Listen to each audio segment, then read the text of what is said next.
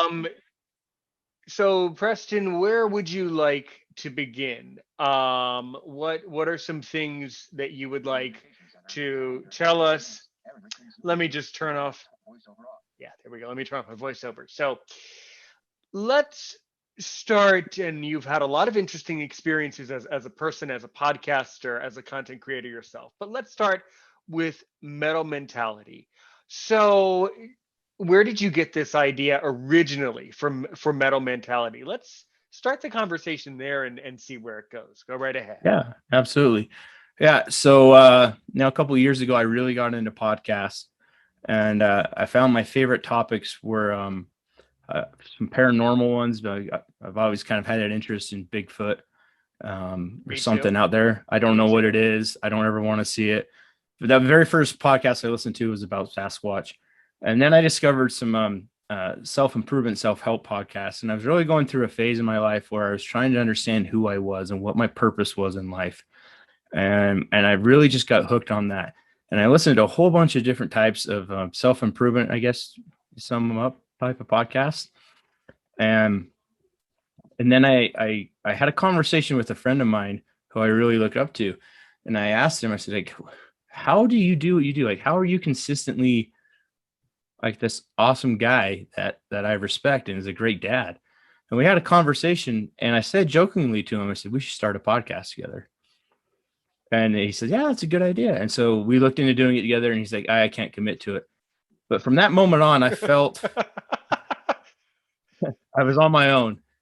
But I felt like I was called to start a podcast. Like I had a calling in life that I had to do. Yeah. And I didn't know how to start a podcast. So I literally started with a Google search of how to start a podcast. And I started looking, I was thinking about how do I even record this stuff? How do I edit it? And it just so happened I have a family member who does audio and video editing, and he agreed to be my producer. But neither one of us knew anything about podcasting, and I didn't even have a name for it yet. And so I was trying to think of something about being your best version of yourself and consistently being that way. And so I came up with the name Metal Mentality. So metal is in this for my show is spelled Mettle. It's an old English word. It's pretty much a dead word. And it's where the word metal we use for steel or iron comes from. It means your hardness, your toughness, what you're made of. It's your grit. And so the mentality part is having this mentality of always being your best self. So the tagline for my podcast, Metal Mentality, is consistency, fortitude, grit. Be better than you were yesterday. And I think the way that we measure ourselves and our personal growth is, am I doing better today? Am I a better person than I was than yesterday, today? How we measure ourselves by comparing ourselves to other people often. And that's the wrong way to be doing it. And the way that we should be measuring our self-improvement and where we're at in life is, am I doing better than I was yesterday? And so that's where the show came from. And I just cannot agree with you more. Your approach, your perspective is the perspective that I'm trying to help other people with who have a disability or maybe not have a disability. Your approach is the approach that I'm trying to convey to all of the listeners of Aaron's Opinion too. So, a little bit more about me. So my academic background is in international relations, and my day job is I'm a teacher. And like most blind people, or really like most people do, I was listening to podcasts geared towards disability issues, and I noticed one thing: they just were not approachable enough. Approachable where some guy named Preston can just come up and say, "Hey, Aaron, I want to be on your show and talk about mentality," right? I felt that Mhm. there was this huge void in the industry where there really needs to be a strong podcaster who's open to the public and willing to have conversations from people, with people from all over the world. And that's where I got the idea. So I got into it by talking to myself and recording myself answering people's questions on Facebook that they were having in different support groups. And then from there, I noticed, wait a minute, these people are listeners. Wait a minute, this is kind of like a podcast. Well, next thing wham, bam, Bob's your uncle. We got a major, then it turned into a podcast. And then I got better, I got more comfortable with Zoom and the YouTube side of it. And then, I just really love talking and having philosophical conversations with people. Mm. And I know that it's, at very least, it's helpful to me. It's positive for me.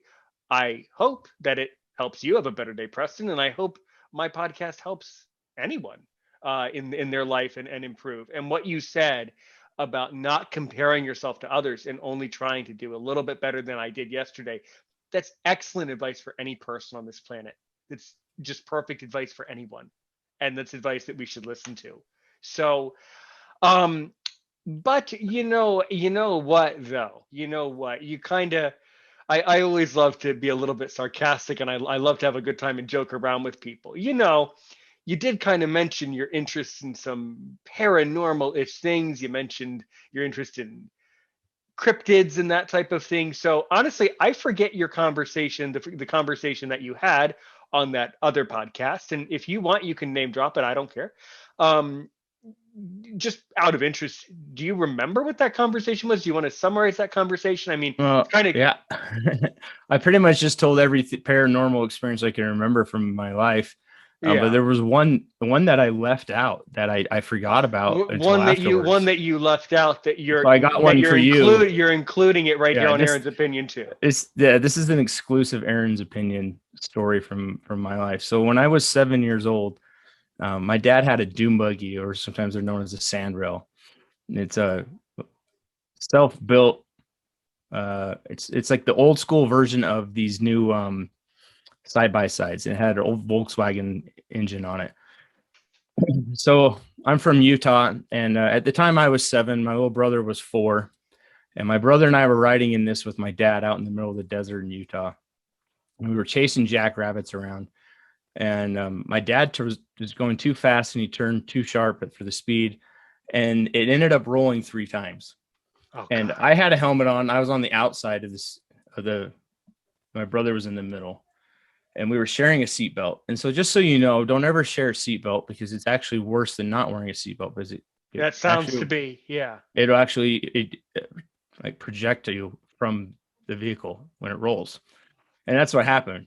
I flew out. I smacked my head on the roll cage, and Oh, I had a helmet on, and it cracked the helmet. It cracked my skull, and I went flying. From my cousins that were there that witnessed it, they said I flew at least 100 feet, and it rolled 3 times. It came ooh to a la stop, la. landed on its wheels, Ooh la la. and both my dad and my brother were unconscious, and I was unconscious laying on the ground. The only thing I remember from that day is I remember fighting with my dad to let him wear my homemade pajama sweatpants that my mom made me. They were my favorite pants, and he kept telling me I needed to wear jeans. And I finally convinced him to let me wear my sweatpants. If I've been wearing jeans, my body would be different than it is now. What ended up happening was I was ejected so fast that the seatbelt created a 3rd-degree burn on my upper right thigh. And it's the size of my hand. If you can see, like my Yes, hand I is can. Yeah. obviously, but some people you can't. My hand is I can palm a basketball. All right. The scar is bigger than my hand. Wow. And so I still have surface numbness in my legs. This was 29 years later. So the next thing I don't remember anything other than the morning arguing with my dad. And then I remember laying on the ground and my cousin on top of me, pouring water on top of me. And he's saying, "Preston, wake up, wake up." And this is in 1991. We didn't know a whole lot about uh, head trauma and comas and concussions. And they were afraid that if I fell asleep, that I would go into a coma and never wake up. So they kept pouring water on my face, trying to wake me up. And so I remember waking up, looking up at the ground and being like, I don't want to be in this spot. Like, I don't want to be in my body. And then I remember, and I fall asleep, and then I was looking down on top of my body. And this happened 3 or 4 times. And every time they splash water on me, I'd come back into my body, I'd gasp, and then I'd want to leave. And I would look down on top. I was looking down on top of my body. The next memory I have, I was in an ambulance, and I was looking down from the top, like as if I were floating from the roof of the inside of the ambulance. And as they were cutting off my favorite pajama sweatpants, and I was yelling at them, "Don't cut those off! My mom made me those. Those are mine." and then next thing I remember, I woke up in the hospital. Wow. And I can't say that was the beginning of when I started to have paranormal experiences, but that one that has stuck with me. I mean, to this day, like I'll wake up in the middle of the night and the scar on my leg will in my sleep the skin is stretching, trying to heal itself still after all these years. And I'll just scratch it in my sleep and I'll wake up and I'll have like scabs on my legs from scratching my leg as it itches so much. But yeah, and I don't know what that was all about, why I experienced that. Um, but yeah, that's your Hmm. exclusive content that I didn't All share on the right, all other right. show. Well, I'm sorry that happened. I of course, luckily, I have never had something like that happen. That's horrible. But it sounds like to me, and I'm not an expert, nor am I qualified to say this. It sounds like that was a you were approaching a NDE there. Yeah, near death experience. Yeah, and I didn't, but I do remember being in the ambulance and there being another spirit there with me, Yeah. comforting me and telling me like it's okay, and not allowing me to interfere. They're kind of like holding me back. Right, But right. They but were this, they were protecting you and yeah. keeping you safe during that time. But what's unique about this whole experience is along where we crashed, it's next to a military base, and we were about 200 or 300 yards away from the fence. This fence stretches for like 25 miles. There's one gate within this 25-mile stretch, and at the time the soldiers would patrol the border of this fence.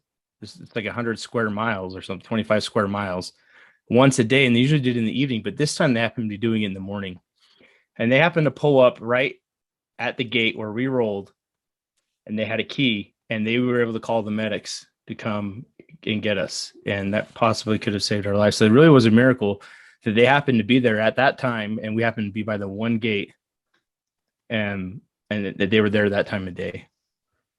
But I do know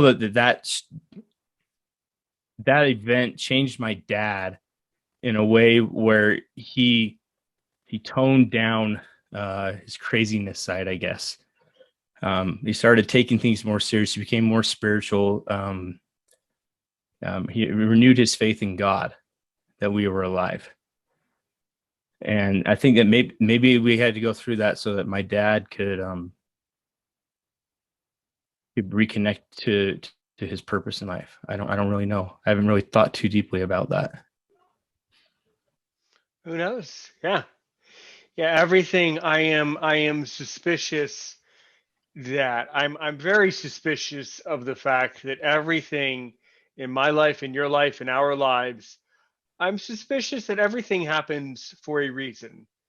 To which if we knew, we wouldn't, then life would be meaningless if we understood all the reasons. But I hold very true the statement that Samuel Clemens once said: "There's only 2 days in our lives that are important: the day we're born, the day we know why." So that kind of means that we have to figure out on this journey of life, why we're here, what the purpose is. So That's a great segue into my story and to finding out why I'm here and what my purpose is. If I can take it from here. you absolutely can segue and All right. segue from here. Go for it. So I hope that by me sharing my story, that just I want if there's one person out here who hears my story and it affects your life, this entire time that I've spent sharing it is worth every second of it. So I'm gonna go back to when I was really young. They say I've heard somewhere, and I don't have anything to back this up, but it seems true to me that the first three memories you have of your life are the foundation of your subconscious. So my first two memories were really good. Both of them, I was 6 months old. One of them, my dad introduced me to his dog when he was a kid at my grandparents' house on the grass. And the second one, my grandma was carrying me and pointing up on the roof of the house they were building to my cousins who were putting shingles on the roof and telling me what they were doing.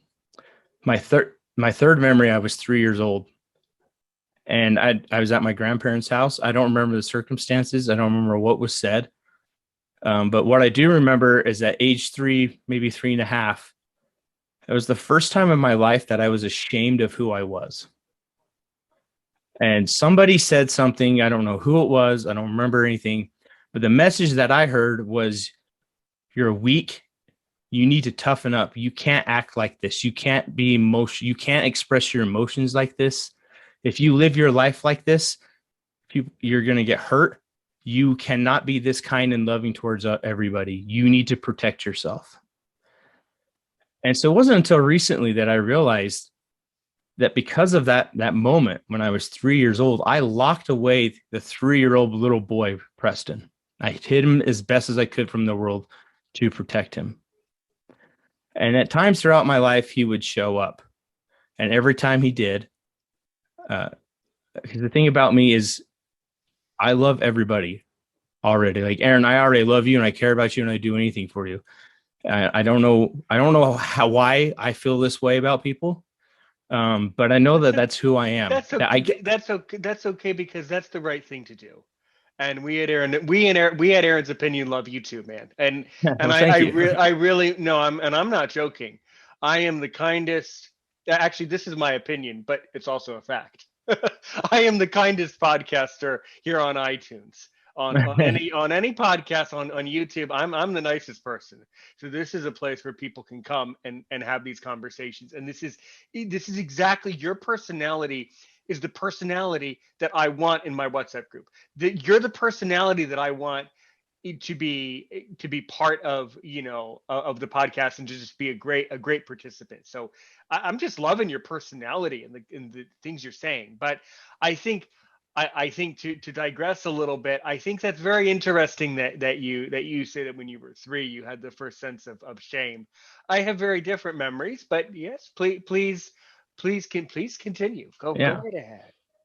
And so throughout my entire life growing up, I was afraid to be the authentic version of myself because people didn't understand me. And I started to believe that there was something wrong with me. There was something broken, that there was a fault within me, that I had something wrong with me, that I was emotional and that I cared and I was empathetic. And when I saw other people's pain, I would cry with them.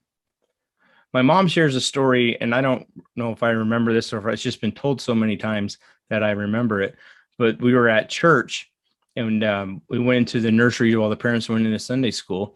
And at that time, this is in the early 80s, all the kids had to bring their own snack. And so I had my snack, my little lunchbox or whatever it was, paper bag, I don't know. And there was a little boy there who was visiting, and his parents didn't know that they needed to bring him a snack. And I saw him crying, and I went over and I sat next to him. And I said, I'll share my lunch with you. And we sat down and I shared with him. And that's who I am to this day. That's who I hid from the world, because people did not understand that it's possible for a human being to just have a genuine Christ-like love for people, regardless of who they are or what their situation is. That's who I am. And so I hid this from the world. When you're not living your life as your authentic self, what happens is you develop deep insecurities. And insecurities create pain. They create shame. And I was ashamed of who I was because I didn't know who I was unless I was being that authentic self. And I wasn't aware that I was hiding my authentic self. And so to escape the pain from these insecurities, I turned to addiction. From the age of 12 to 29, I was addicted to pornography and sex and alcohol and really anything I get my hands on to numb my pain anytime I felt uncomfortable. It became a coping mechanism for me to deal with the pain of life. I'm 36 and a half years old now. At age 29, I finally found recovery. I've been in recovery for in September, it'll be 8 years I've been in recovery. But throughout this time that I was struggling with addiction, I did not know who I was. All I knew is my name was Preston. I was Chad and Lucinda's son, and that I was an addict. And I couldn't control this. And I carried a lot of shame about it. And because I couldn't overcome it, I thought that I was bad. I thought that I was broken. I thought that there was something wrong with me. And there were times that I would plead with God to take it from me. And I've done everything he'd asked me to do to help me overcome this and to remove it from me, and he never did. And so one night I was angry at God. And I was laying in my bed. I was separated from my wife. My daughter was 2 years old at the time. I felt that my daughter deserved someone better than me to be her father, and I left. I left my wife and daughter, and I was gone for a while.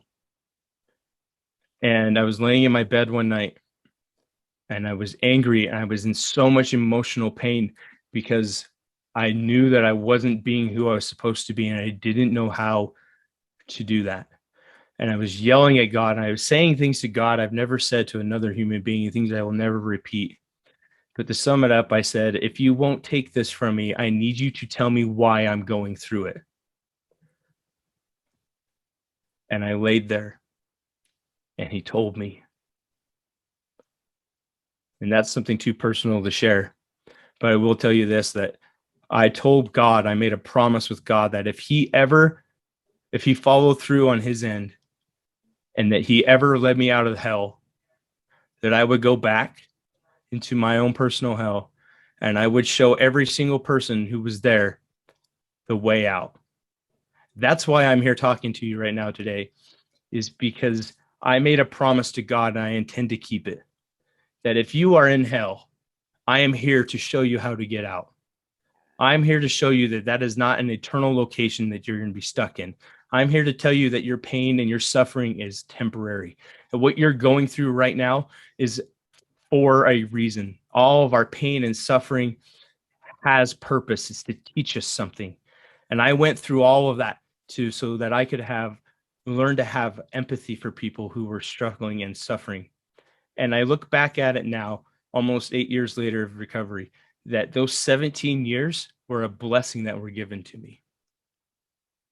I didn't suffer without purpose. I suffered so that I could fulfill God's promise to the world that he made when he created me.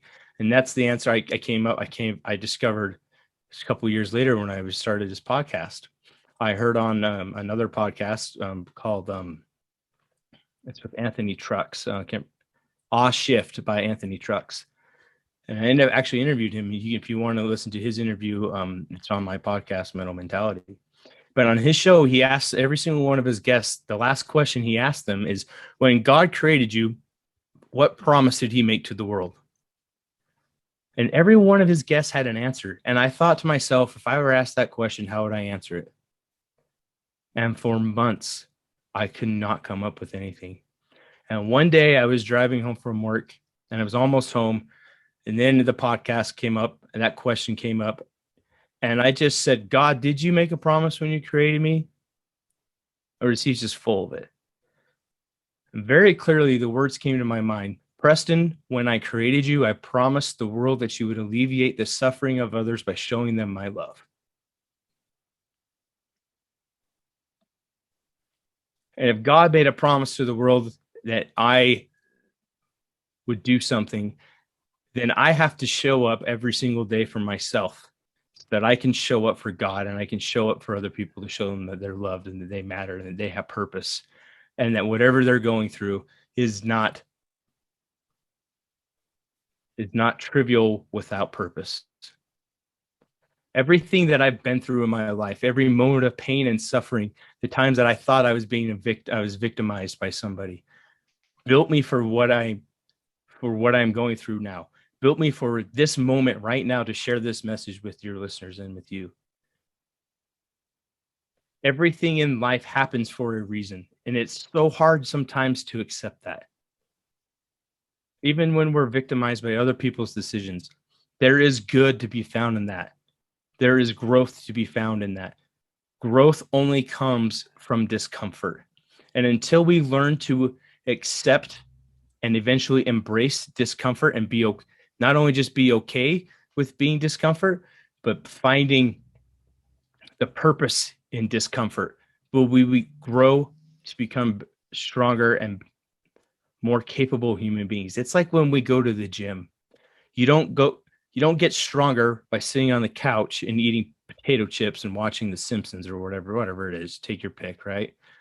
You get stronger physically by going to the gym and exercising or going running or lifting weights or doing sit-ups or doing push-ups or whatever it is that your body's capable of doing. You build those muscles. And building those muscles is painful because you're literally tearing those muscles apart. And then the nutrients that you put into your body rebuild those muscles bigger and stronger. We grow the same way mentally, spiritually, and mentally, emotionally, spiritually, socially, the same way. We have to go through pain and discomfort, and we have to embrace it for find the purpose behind it if we want to grow and become better people. If we want to be better than we were yesterday, we have to embrace these things. And it sucks, but unfortunately, there's no other way. And so when I've learned to embrace pain and discomfort, and just because you're suffering in the moment and you feel like you're still got a long ways to go before you're capable of helping someone, you don't have to be perfect to help somebody else. Because the truth is, in this lifetime, none of us will achieve perfection. And if the requirement to help other people were perfection, all of us would be on our own.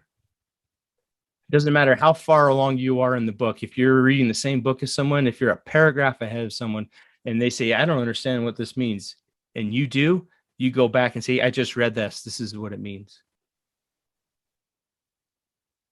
The greatest joy that comes from my life is by serving other people. Having the honor to speak with you and your audience uplifts me. Today was a rough day. And I was thinking about, man, I am not mentally in a place to be able to share my story and have it be effective. And I thought about everything that I've been through and what I'm going through right now in my personal life. And I've realized if I want to feel better, I got to go serve someone.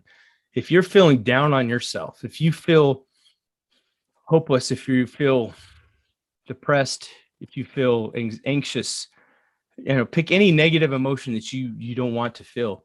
The best cure for that is to get outside of yourself and go do something, some type of deliberate service for another person. And sometimes this is small as holding the door open at the grocery store for someone to come in. And when you do those things, what happens is your brain releases endorphins inside of your body, throughout your body, that make you feel good. Your dopamine levels go up, your oxytocin levels go up. And oxytocin is the chemical that bonds you to other people. When we serve other people, oxytocin is released from our brain into our body, and that bonds us to other people, and that lets us know that we're not alone. So if you feel like you're alone, go serve someone, because your body literally will release the chemical in your brain to show you that you're not alone. That was long-winded. And magnificent. Preston. Amen. Amen. It was about the best. That was about the best. It was about the best damn answer that I have ever.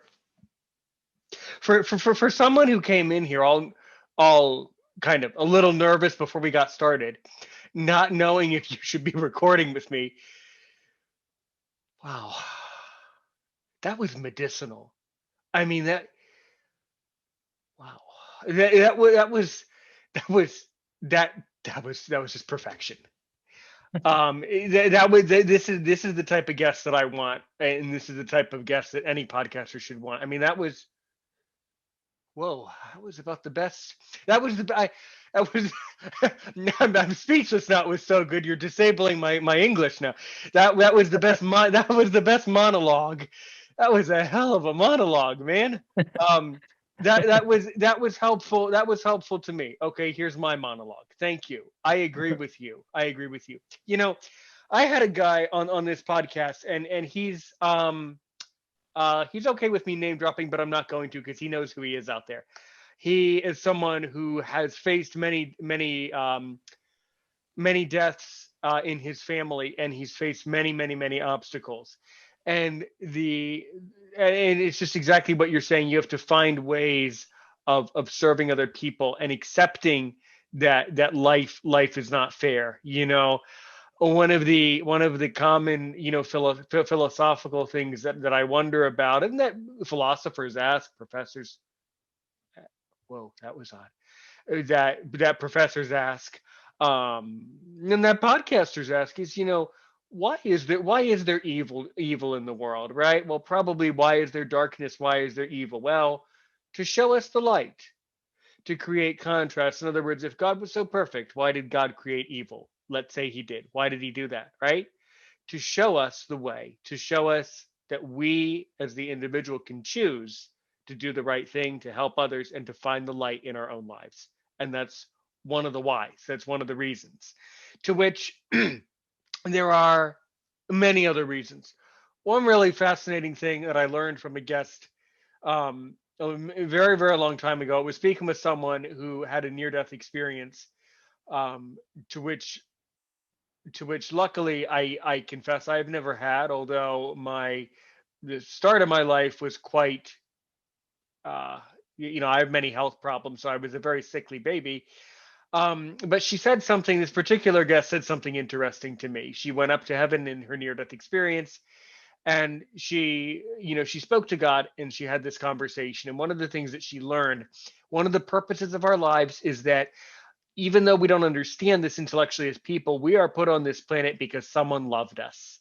So that's, I think, a very interesting thing and a very important thing to remember, that the purpose of our life, one of the many purposes, to which there are an infinite number of purposes, one of them is to accept that we are put here not because life is easy, but because someone else loved us before. And that truly is a really, really, really, really compelling thing. I see in a lot of the various blindness groups all over Facebook, where my podcasting began, I see so much negativity and so many people, so very similarly to you, were questioning why their lives are so hard. And your response and your monologue was perfect. That the fact of the matter is, life is not fair. Life is difficult, but it's up to us to help one other person. Do you know? And I'm not going to tell you right now if you know what it is, but I'll keep you on the edge of your seat. Do you know what the slogan is at Aaron's Opinion too? Do you know what my slogan is? I've read it and I can't remember now. Well, good, because it'll be really meaningful at the end. So we have a slogan that'll really tie it all in together. But it's a slogan that I can already tell you're going to love. And if you don't love it, I allow guests to lie. So if you don't love it, you can lie to me and say it's I'm a good liar. but No, so you'll love it. But what I wanted to say, Preston, is just thank you for expressing your connection to spirituality and our God, because this is what so many of my listeners from around the world are needing that speech. You know, I could have done a good speech, but you just gave me a great one, and that just, I mean, I was already having a good day in my own life, with my work, and relatively good health given the circumstances. But now I just had a great day, just because you gave that monologue. I mean it, man. That really helped me. I just feel this is why I podcast. This is why you podcast, because it helps us to feel better. And it's really weird, but it's really true. Yes, go ahead. yeah, I knew that if I came on here tonight and I shared my story and my experience, that it would uplift me. I was talking with a friend and said, I can't even remember what this guy's show's about, like who his audience is. I don't even know what to say. And it wasn't until, like a half hour before we started recording, I found your podcast, and I was like, oh, it's for blind people. I was like, I know zero blind people. I've known one blind guy in my entire life. Me, And, right? before you, now I know two. And There you and go. I mean, I'm in the army, right? I've served in the Army National Right. Guard for almost to be 13 years in August, and I love what I do. God And bless you for your service. it's my pleasure. I can't imagine doing anything else. And so I was trying to prepare myself, like, what can I say to people who are blind and Yeah. disabilities? Like, how do I connect with them? You just did. because You just did. because I don't the things that people with the disabilities who are listening to this show their struggles are completely different than mine that I've had, right? And but Nate, what I've realized is, you said one thing. You said that we were put on this earth because someone loved us, right? And I'm here to tell you right now, the person that loved us, that put us here on this earth, is God. Our Father in heaven put us on this earth to give us experiences so that we could grow, so that we could experience pain, so that we could witness evil and decide for ourselves how we wanted to react to it. Because here's the truth: you cannot control anything that is happening to you or your perception of what is happening to you or around you. The only thing you have control over is how you react to it. And the way that we choose how we react to it is the thoughts that we allow ourselves to say in our minds. When we learn how to control our thoughts and say, this is productive, this is not productive, I need to get rid of it, that allows us to have control over our emotions, right? Every thought we have has an emotion, and emotions create reactions. We react to those emotions. And here's the truth that nobody wants to talk about: every reaction has a consequence. So if you're telling yourself a negative thought and you're repeating it, you're saying, I'm worthless, I have no purpose, I'm this, and you start feeling sad and depressed, and then you're going to react to that, right? And the consequence of that is you're not going to grow, you're going to be stuck, right? So it's a matter, what it comes down to is a matter of perspective.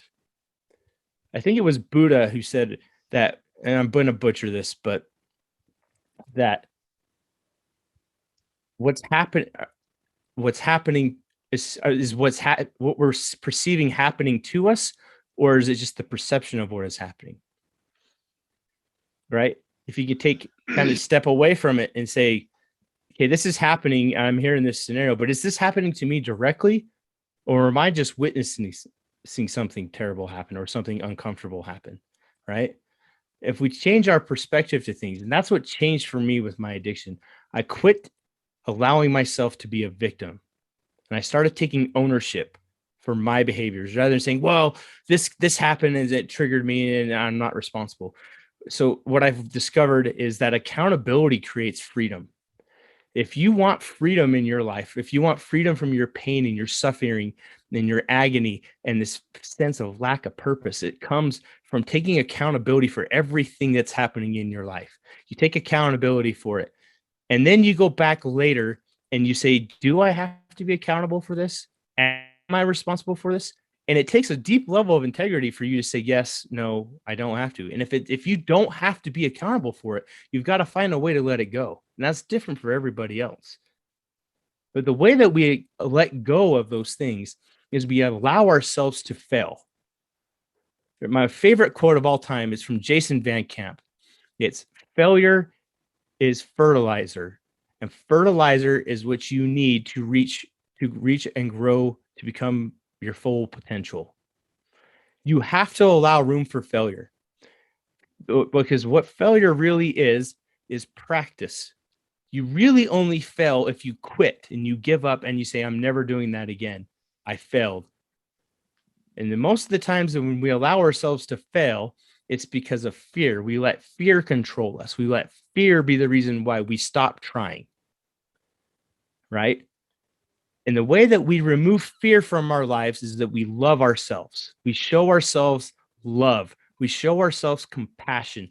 We allow ourselves to use those failures as opportunities to say, okay, that didn't work. Like, I'm a big basketball fan. We got the NBA playoffs going on right now. My team is the Utah Jazz. They're a number one seed for the first time in ever, the best record, and I love it. And they lost last night. And I'm like, dang it. And I heard someone say on the radio, they failed to win. I'm like, okay, yeah. But they really didn't fail unless they quit. If they say, okay, we're not going to play any more games, right? So if you're going back to this basketball analogy, if I'm shooting a free throw or making a layup and I miss the first one and I say, oh, I'm never playing again, yeah, then I failed. But the way that we overcome failure is every time we mess up, every time we miss, every time we make a mistake, we keep trying and we find another way to get the result that we want. We practice. And that's how I overcame addiction. Was I practiced. I quit seeing every relapse as a failure, and I saw it as a way for me to practice and say, okay, that does not allow me to enter into recovery. I got to try something different. And I practiced thousands and thousands and thousands of times to the point where now I know how to keep myself there. And it's a choice. I'm still an addict, but I'm an addict who lives in recovery because I've practiced enough to know how to get there. I've allowed myself to fail enough to learn from those mistakes. That failure has become fertilizer and has allowed me to grow and to become the person that I am today. And I've still got a long ways to go. I'm far from perfect. I don't even know what I'm at the best point in my life right now. And I'm in the middle of a divorce right now. That is like the episode of a Jerry Springer show. And I'm not exaggerating when I say that. It's crazy. But I have practiced enough in learning how to control my emotions and my reactions and the thoughts that I tell myself. I failed enough to know that I can't continue doing it that way if I want to be successful, that I can show up and have the world around me burning down, everything I love and cherish being destroyed. And I can look at it and I can have peace and I can say, okay, God, you're allowing this to happen. I can't control it. What do I need to learn from this experience? As soon as I learn the lesson that you have prepared for me, the sooner this chaos will end and I can rebuild. And I know for a fact that when this Hurricane Katrina that has hit my life right now is done and everything is destroyed, I'm going to build up something bigger and better than I ever imagined possible because I've allowed myself to fail, because I've chosen to take the perspective of this is okay. This is not happening to me. I'm witnessing something happen. It's not happening to me directly. I'm witnessing the actions of another person and it's not controlling me. When we remove the capability of someone else to have power over us, we have freedom. And the way we do that is we say, this isn't happening to me. I'm witnessing something happen in my life. We show love for ourselves. Because there's no more powerful tool in this world than love. Love conquers all. It is with love that we heal people. It is because of love that I am here today sharing my story and my experience with you and your audience. It's why you reached out to me. It's because we love people and we want to help them. We want them to know that they're not alone and that it's okay that their life sucks right now, because maybe God's allowing this to happen to them so that something that can be removed, so that something bigger and better can be put into place. So you can grow, so you can have empathy, so you can have compassion for other people, so you can learn more about yourself, so you can find out how strong you actually are, so you can learn how your mental capacity and your emotional capacity and the strength is stronger than you ever imagined is possible. You don't know how strong you are until you go through your own hell. And I thought I went through hell for 17 years. Well, guess what? I'm back in it. And this hell is a lot worse than the first one that I went through. But I'm here to tell you right now, I'm in hell and I'm the best version of myself.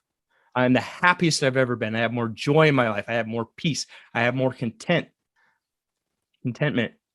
I have a greater capacity to love and have empathy for other people. I'm in the best physical shape of my life. Spiritually, I've never been more connected to myself and to my God. And mentally, I've grown so much. Emotionally, I've never had more gratitude in my life. I see the things that God has put in my life, the people who have been there for me, who get me, who understand me, and who want nothing but for me to succeed. Because I'm in hell. Because he sent me here so that I could grow. So I don't care what you're going through right now. It's okay. You're not alone.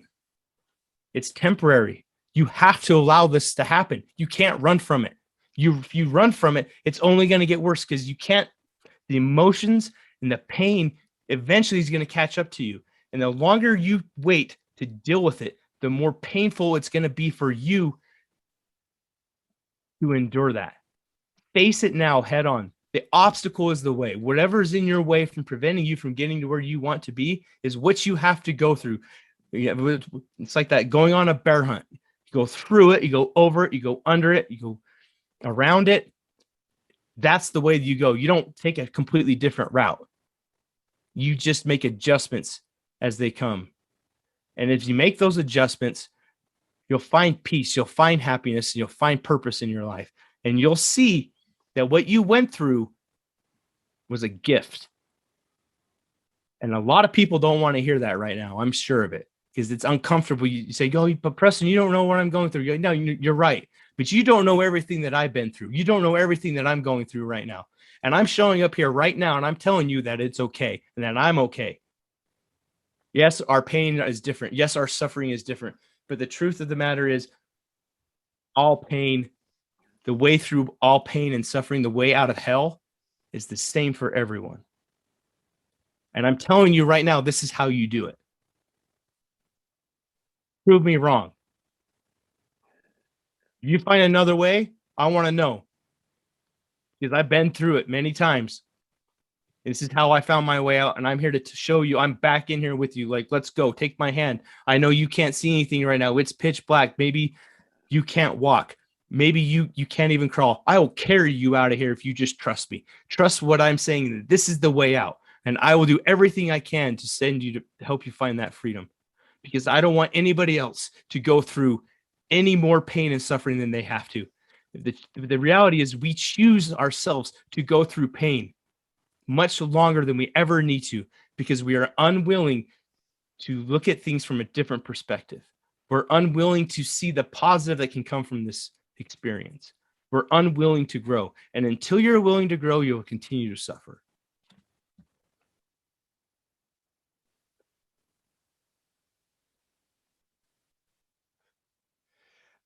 Yeah. Yeah, this is exactly what and I'm going to send this up, Preston. I'm going to send this episode. I'm going to publish it like I will, but there are definitely a couple of people who need to hear these two monologues these brilliant monologues that you've given from the bottom of your spirit, and the bottom of your spirit, and the top of your heart, and the bottom of your spirit, and with all the love you have for God. And these are the things that I've been trying to tell people, but nobody believes me, so maybe they'll believe you. It's not, and listen, hold on, Aaron. Yeah, It's sure, not sure. just because of the love that I have for God. It's the love that I have for those people that you want to send that to. And so Sure, when you sure. send this to these people, I want you to send them my personal contact information. And I want them to reach out to me if they need Fine. help. I Oh, will, and I have anybody some. listening, anybody who's listening to this right now, this is my personal email address. I will help you as much as I can. We'll Preston. Go. Yeah, tell it. My personal email address. If you need help, if you doubt what I'm saying is true, if you want to believe but you cannot, if you need advice, if you need someone to vent to, if you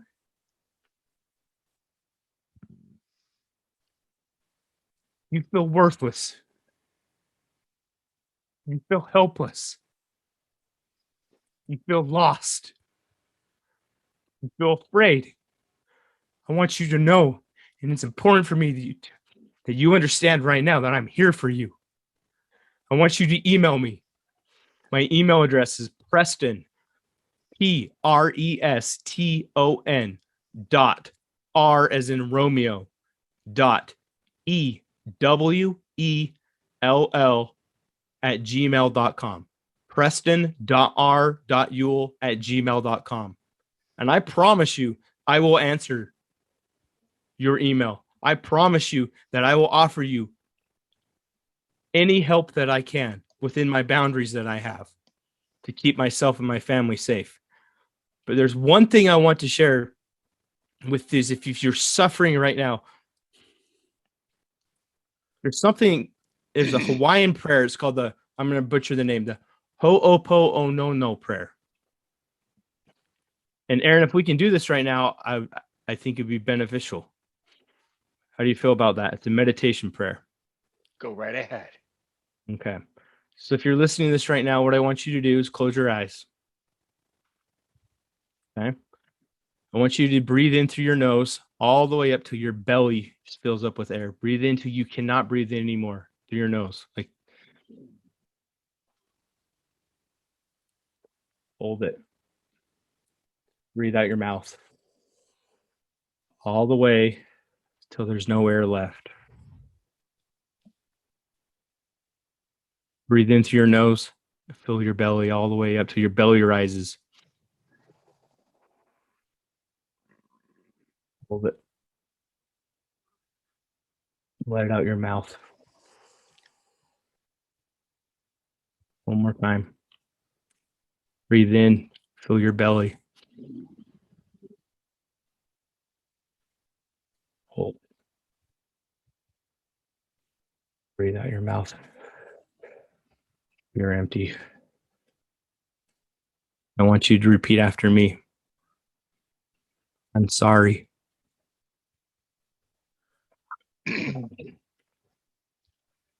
Aaron, I'm talking to you. I'm sorry. Please forgive me. Please forgive me. Thank you. Thank you. I love you. I love you.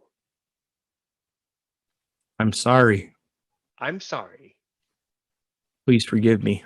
Please forgive me. Thank you. Thank you. I love you. I love you. I'm sorry. I'm sorry. Please forgive me. Please forgive me. Thank you. Thank you.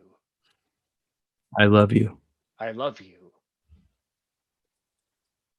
And then you continue breathing as you say that. And think of the person that you're holding a grudge against. Maybe it's a family member. Maybe it's a former boyfriend or girlfriend. Maybe it's your ex-spouse. Maybe it's your parents. Maybe it's even you. Think about the person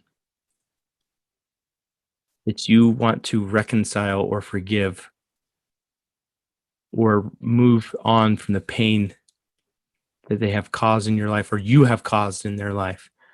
And as you say that and as you do that, that will change the energy that you're projecting out into the universe. There have been people in my life who I recently learned who fully betrayed me. And I had anger and I had resentment towards them.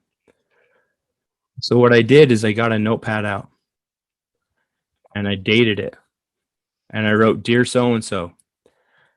And on each line of the page in the notebook, I wrote those lines, "I love you," or I'm sorry, please forgive me. Thank you. I love you. And I repeated it till I got to the very end. And I signed it, "Love, Preston." I took that piece of paper and I folded it up and I put it in an envelope. I sealed that envelope and I addressed it to the person whom I was harboring those hard feelings towards. I put my return address on it. And I took that envelope and I stashed it away into a box. And sometimes I had to write that letter, that meditative forgiveness prayer 3 times a day just to be able to get through the day. And what I found is a lot of the times I was writing those letters to were me. You've got to forgive yourself. You have to have compassion and grace for yourself. You have to allow yourself to fail. If you want change in your life, it begins with you.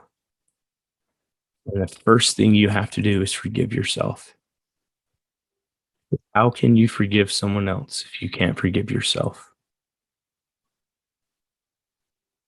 That's just one technique I found that works. But controlling your breathing like that in those moments when you feel helpless and you feel hopeless and you feel as if there's no way out of this darkness and the hell that you're in. When you deliberately breathe like that, you're increasing the oxygen flow to your brain. You're taking control of your central nervous system. You're taking control of your body. You're having a mindfulness moment where you're saying, this is what I'm focusing on right now. And if your mind wanders, come back to focusing on your breathing. You want to change your life, it starts with you. You've got to be accountable and you've got to forgive yourself.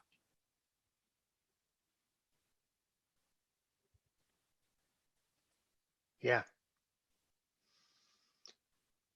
This is about, I just could not agree with this more, and I could not be more appreciative for you giving this gift to me, and my listeners, Preston. This is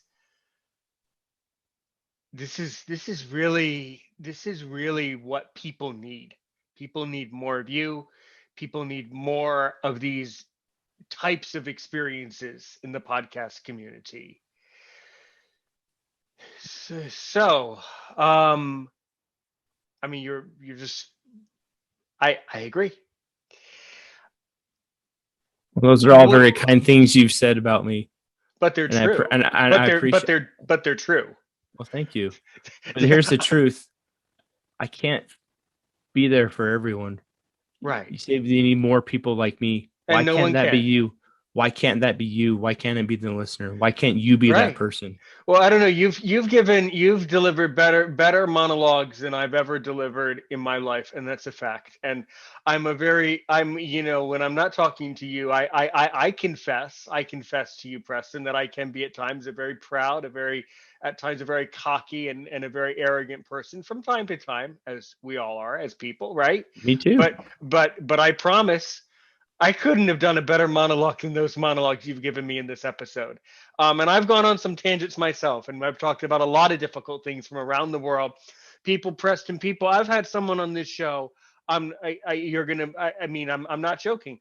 I had someone who talked about their experience as a baby being shaken so severely by their father that they became blind.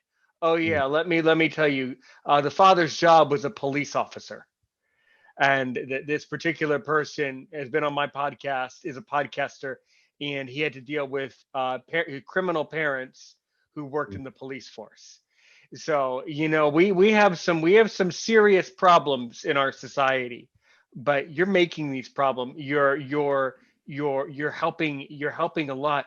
To which I didn't even, when I was listening to that episode that I most recently listened to on Metal Mentality, I mean, you really do an amazing job at letting your guests on your show, at least for the episode I listened to. You really did well letting that guest, that retired police officer, tell his story, and in just such a kind way. So I must tell you that I absolutely adored having you here, and It's my pleasure, really. I promise I never make promises I can't keep, but I can keep this promise. Sadly, you might have thought that this would be the last time you've ever heard of some blind guy named Aaron Richmond from Aaron's Opinion 2. From Aaron's Opinion 6 at gmail.com or 12406819869. Yeah, sadly, you're a forever member of the Aaron's Opinion family, and that's both an obligation but a promise. So just accept it. It's a good thing. So, Any way I can I help. just keep Preston, keep helping just one person at a time, Preston. As long as you improve day by day, if you only help one, you just might help a million others. And really, Absolutely. but of course, I must tell you a factual thing. I'm coming to the end of my hour that I have before. I have a fixation on schedules. That's a thing that I love, but I'm not going to let this escape. If you can ask me only one question in the entire world from the entire universe to really make me sweat to see if I'm worth my salt as a podcaster, what do you really want to know about Aaron Richmond? Hmm. Come on, man. Really, really I'm ask. I'm going to give me a second.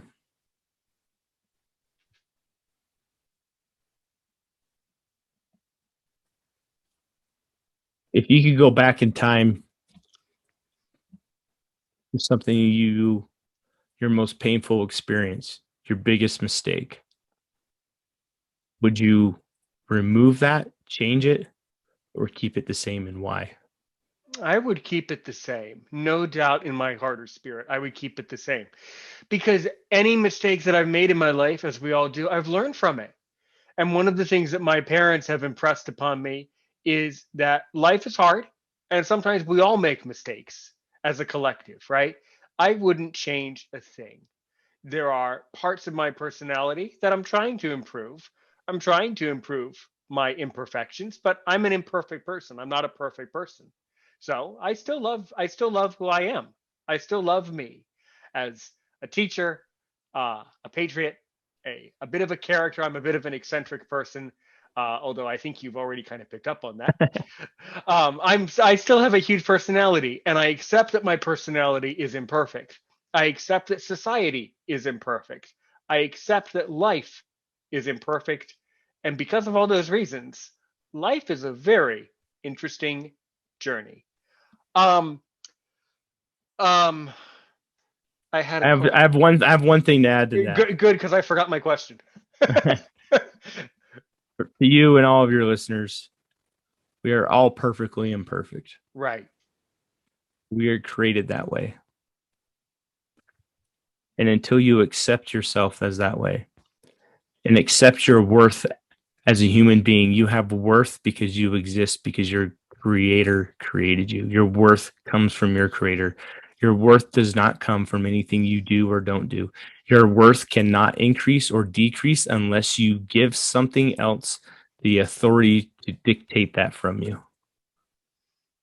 You have that power over you. You are perfectly imperfect, and your worth is exactly the way that God created it. And when you learn to embrace your worth and accept your worth, there's a quote by Tina Lifford. She says, when you know who you are, you become empowered. When you accept your worth, you become invincible. It wasn't until about 3 months ago I fully accepted my worth, and I decided I'm going to be that 3-year-old little boy that I locked and hid away from the world. And what I found is that people love the 3-year-old little boy, Preston, more than any other version that I've tried to present and create for other people. They love the authentic me because I've embraced and accepted my worth. And I encourage you and your listeners to all do the same. Accept your worth. You're already perfect. Amen. If someone, um, if someone wants to, if someone wants to get in touch, actually, before I say it, let me just tell you this. I'll add by one final more little anecdote. One of the common things that's going on right now in the blindness community is there's all this, all this new technology pressed in about these new surgeries, these new modern medicines, which are truly a gift from God. No question there. And the people in the community have always wondered and are asking, if I had the chance, or if we had the chance to have a surgery to fix our eyes and to all of a sudden be this new sighted person and not have a disability, would we take it? And I know that you can anticipate my answer. My answer is, of course, absolutely not, because God made me blind for a reason. It's up to me to find out why. All right? Mhm. So that's my philosophy in life. And so seriously, if someone wants to get in touch with you, if someone wants to contact your podcast, how do they go about doing that? My podcast, we're on every platform out there pretty much. We're on Anchor. We're on, that's my hosting site actually. We're on Apple, Spotify, iHeartRadio. You can watch the episodes on YouTube, Google Podcasts. I have a Facebook page. There's a private group on Facebook. I'm on Instagram. I'm on LinkedIn. Mental Mentality, at Mental Mentality. I haven't done a lot with the podcast lately, just because of all the chaos that's in my life right now, and that I Mm-hmm. can't dedicate any attention to it. But I will say I have some really intriguing guests who agreed to come on, including some Medal of Honor recipients from the United States military, as well as um, some other veterans. I interview a lot of veterans, but also some meditation and a mindfulness coach who's also a retired Navy SEAL commander. I'm always looking for interesting people, anybody who has a story that can add value to help other people become better versions of themselves. But if you want to contact me. I'm just going to give you my personal email. I'm not even going to give you my business. The podcast is preston.r.ewell@gmail.com. And you can contact me on any of this on Instagram at Mental Mentality, LinkedIn, Twitter, and Facebook. Facebook.com/Mental Mentality is the page. Add yourself to the group. And if you want more content, more quotes, more videos, stuff similar to what I've shared today, I encourage you to join and be a part of the tribe that I'm trying to create as well. And I'm here for you. If you're struggling, if you need anything, please email me. Please reach out to me on any of the social media, and I'm here for you.